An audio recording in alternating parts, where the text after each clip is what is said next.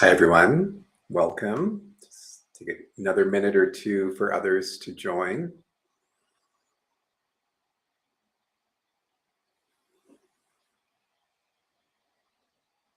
It's great.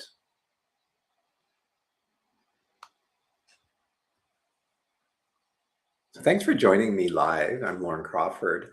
I work with men in midlife for the most part who are struggling with where they are. They're high achievers, they've arrived, and yet there's a certain sense of fulfillment that's lacking.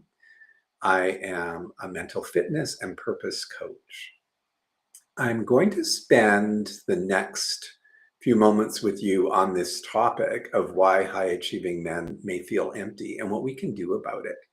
I know you're busy, so I'm going to keep this to about 15 to 20 minutes if at all possible. And here we go. Let's dive in. So, every day when I'm working with clients and prospects, there's this thing that keeps appearing, that keeps showing up with high achieving men. And that's that you're achieving in your lives. You've achieved everything that you've set out potentially, the career, the income, the respect. But for whatever reason, something is missing. There's a gap, a lack of fulfillment. Just take a moment to pause and reflect if that's something that you're experiencing. So, frankly, this is the paradox of success.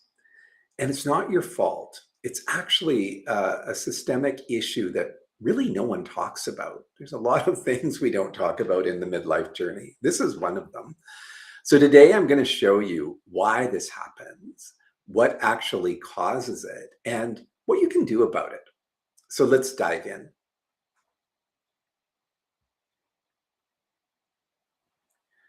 Section 1, we're looking at the problem. Here's the uncomfortable truth. Success without satisfaction is just a slower form of suffering. Success without satisfaction is just a slower form of suffering. You've done everything right. You've worked hard. You've climbed that ladder. You've provided for your family and you've earned respect, and duly so. But despite all of that, there's this persistent feeling of emptiness, like you're going through the motions even. Like there's a disconnect between what you've achieved and what you actually feel. And here's what most people don't realize. This isn't just a problem. It's actually an epidemic. Let me share a bit about a stat that really stopped me in my tracks. At any time, 60 million Americans, that's 20% of the population effectively, feel sufficiently isolated for it to be a major source of unhappiness in their lives. That's 20% of people. And that's a US statistic. And think about globally how profound and big that is as well. And research shows that chronic loneliness is as dangerous as smoking 15 cigarettes a day. It literally damages your cardiovascular system, accelerates aging, and impairs your decision making. You may have felt this isolation even when being surrounded by people. Again, another paradox. Yeah, it's real. And it's worse for high achieving men. I want you to hear that. It's worse for high achieving men. Why? Because we've trained ourselves to be independent, to solve problems alone, to need no one, to rely on ourselves, and to keep our struggles private. So we build careers, we accumulate resources, and we achieve success, but we do it alone. And frankly, that isolation, it's not just painful, it can be deadly. So the question is, what causes this? That's where saboteurs come in. And that's what I really want to engage with you on. The saboteurs, let's explore these. Saboteurs are fear-based survival patterns that were created in your childhood. And really, they were there to protect you. They live in what neuroscientists call the survival brain, the amygdala, and its related structures in the brain. When you were young, these patterns saved you and they served you. They saved you from fear and they served you in that they protected you from that. They kept you safe. They helped you navigate a world that felt incredibly dangerous and unpredictable as a child. Here's the problem, though. You're not a child anymore. And those patterns are now sabotaging you. They're the voices in your head that tell you you're not good enough, no matter how much you achieve. You need to control everything or it will fall apart. Don't let anyone see your weakness or they'll lose respect for you. Yeah. Do any of those sound familiar? Have you had those voices? They're running your life without your conscious awareness. Let me give you the three most common saboteurs that I see in high achieving men. Number one is the overall judge. And we think of this as the master saboteur, the judge. It's the voice of constant criticism of yourself, of others, and of circumstances. It's the one that is constantly saying you're not good enough, or it's not good enough, or they're not good enough, ever. Can you recognize that judge in yourself? Number two is the hyperachiever. And this one depends on constant performance and achievement for self-respect and validation. You simply can't stop. You can't rest because if you're not achieving, you're not worthy. So this is that conditional self-love, which is really, frankly, very toxic. Do you feel that one? Number three is the controller. So this one needs to control situations and people to avoid feeling powerless. This is the micromanagement that goes on, and you may have experienced that in work environments, or maybe you recognize that in yourself. The ability not to delegate. There's just this incapacity to delegate, and this need to be in charge. So maybe you've been the controller yourself. So here's the critical insight. These saboteurs are keeping you isolated. The judge tells you you're not good enough to connect authentically.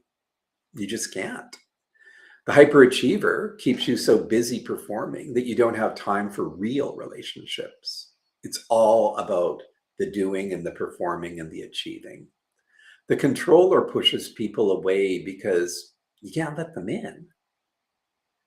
And these begin to form cycles that just feed off of each other. It's a spiral. So what is the solution?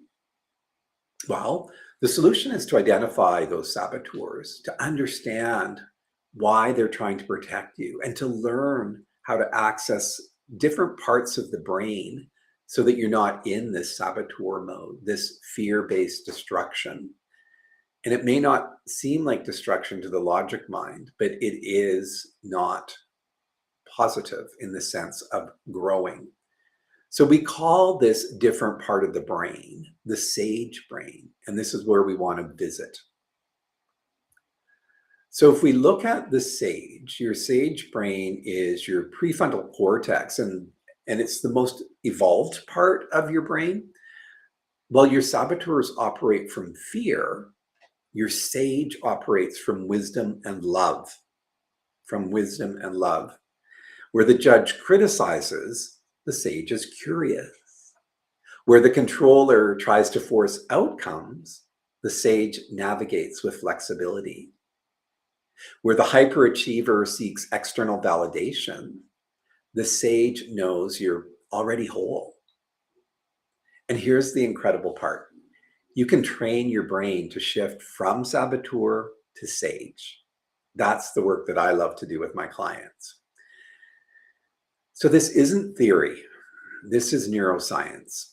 The positive intelligence system, which is what I use to do this work, has been used by over 500,000 participants worldwide. So 500,000 people have contributed to this, and the research shows measurable brain changes after 6 to 8 weeks of this daily practice.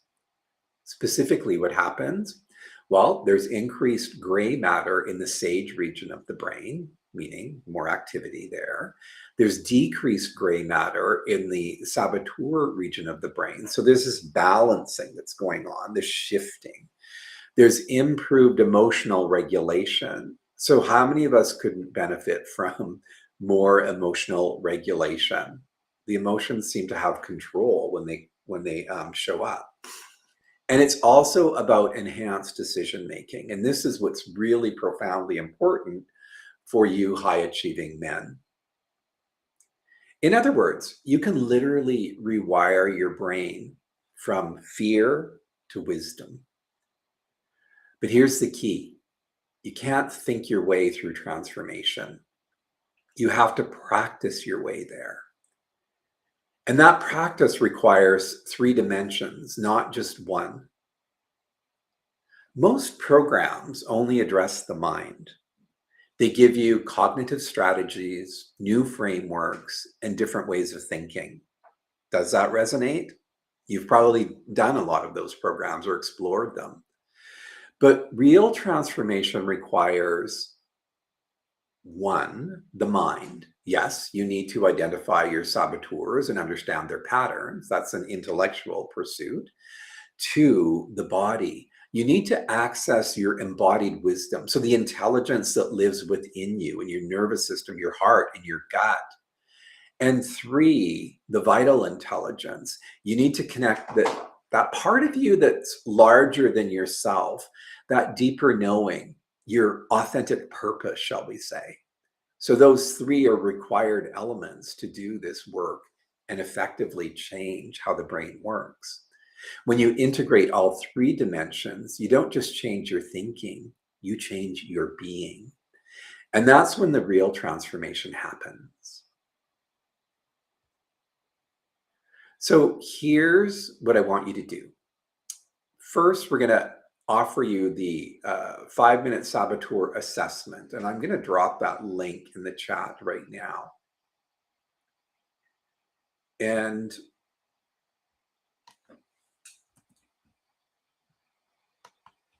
you can move it over to do that chatting right now, or that assessment right now, if you'd like. The link is in the chat. And I'll provide it at the end of this as well. And you'll find it where this is posted as well.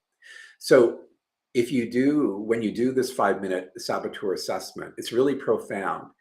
It will show you exactly which of the 10 saboteurs are running your mind right now. And you'll get it a personalized report, actually, that breaks down what your top 2 or 3 saboteurs are and how they're impacting your life. This is powerful information. And the link is again going to be, the link again is going to be pinned to this recording, so you'll be able to do it at leisure. It takes about 5 minutes. And then second, if you want to go deeper, I'm inviting you to a quick debrief call to just review what goes on in your assessment. And from there, we could determine next steps. But we start with the assessment itself. So this can be the missing element in the midlife transformation. We need these tools to move ourselves forward. And when we do further work in this regard, we want to go deeper into the saboteur framework, the neuroscience behind what's going on there, and diving deeper into these 3 dimensions of what change looks like.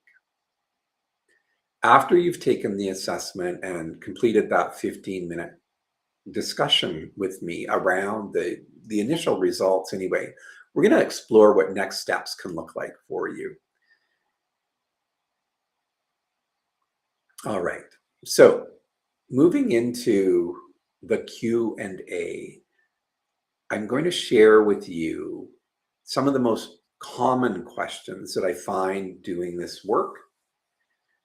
How do I know if which saboteur is mine, or what the main saboteur is? Well, this is why you have to do the assessment. You can't just guess. The assessment is, again, a methodical approach that helps to personalize what you're experiencing by way of giving you the report and the summary. Then another question that we have that I receive a lot is, can I really change patterns that have been with me for maybe decades? Yes, yes, and yes. This is all about neuroscience, and neuroscience tells us, and this is, relatively new understanding of how the brain works, is that it's neuroplastic, that it can rewire, and that can happen at any age.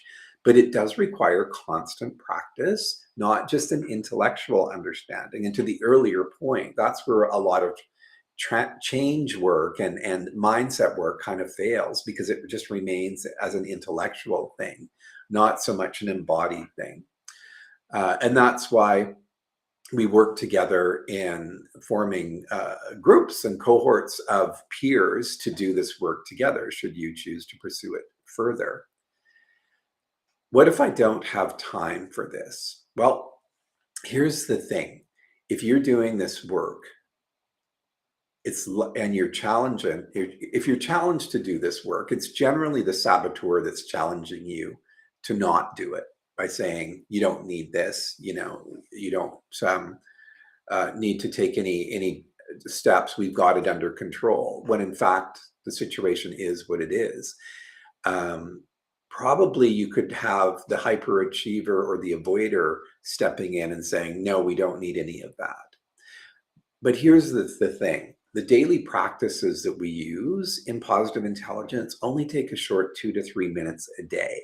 That's it. And this is the daily recurring patterns that we bring into our lives that start to create those new neural pathways so that we can transform, so that we can change. So it's not a huge commitment in terms of your time, but it's a profound outcome in terms of what you'll receive and who you'll become. Great. So just to wrap up here, and here's the link again in the bottom thirds there, you can see it. And again, it will be in the post where you're watching the replay of this as well. So I want to thank you for being here. And it's really important that you remember that the success without satisfaction, as I started, is just a slower form of suffering, right? You don't have to keep living that way. Your saboteurs are running your life without your conscious awareness.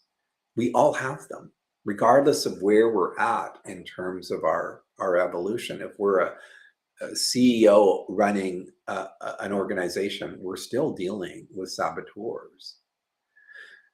But you can't identify them unless you understand them. And you have to identify them, understand them in order to stop them. The real transformation requires 3 dimensions: the mind, the body, and the vital intelligence. It's not just cognitive strategies, and that's where we keep failing. And you don't have to do this work alone. And that's what I've set up, is a system where cohorts of men at similar stages in life, dealing with similar issues, can come together. It starts with that assessment. You take the assessment and see what you come up with. And then from there, we'll do a follow-up discussion.